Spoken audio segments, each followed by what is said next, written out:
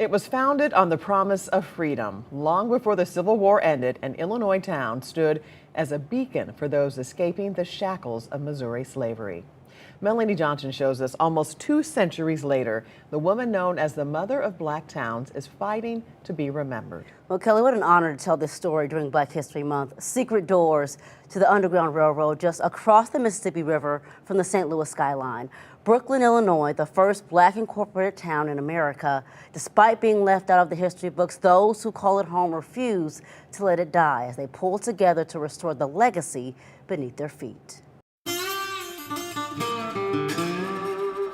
Magnolia Mason Johnson, the oldest living resident in the oldest black town in America. 92 years old. A matriarch whose fingers trace the history she's kept. Brooklyn is all I know.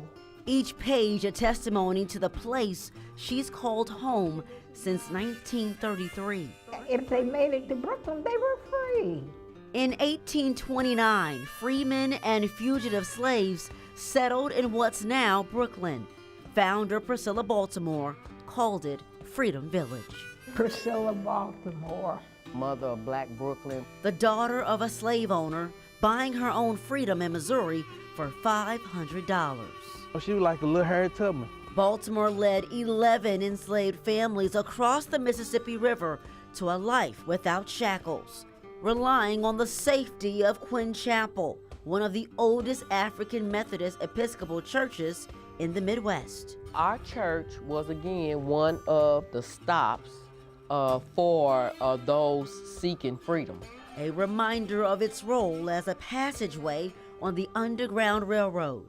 For Anita Hall, the first daughter of Brooklyn to be named pastor. A lot of people don't know about this being up here in this pulpit. Underneath the altar's floorboards, a secret door. Be careful, because they steep. Down the steps, an artery, a gateway to the north. To know that my ancestors came through here, it gives me chills.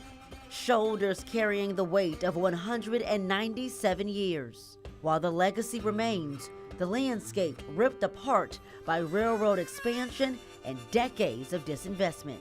All that's gone.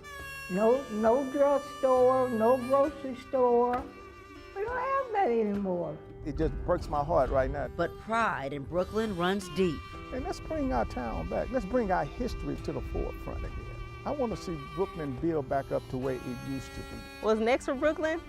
Well, development, building, growth, evolution. There is no place like home. The plan is to rebuild Freedom Village brick by brick. This is where, if that gate was open, you see that road? That's the way they came from Missouri over here to Illinois. Right straight through here. We're just making room for what's next. Not just as a memorial to the families who crossed that road in 1829, but to honor Brooklynites of today and tomorrow. My dream for Brooklyn is progress. That's my dream, truly.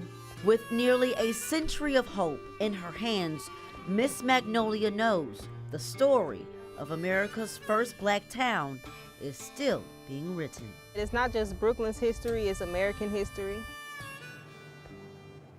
A town that's been a part of America for a long time, a 1908 edition of the Seattle Republican calling Brooklyn a, quote, Negro city governed exclusively by Negroes.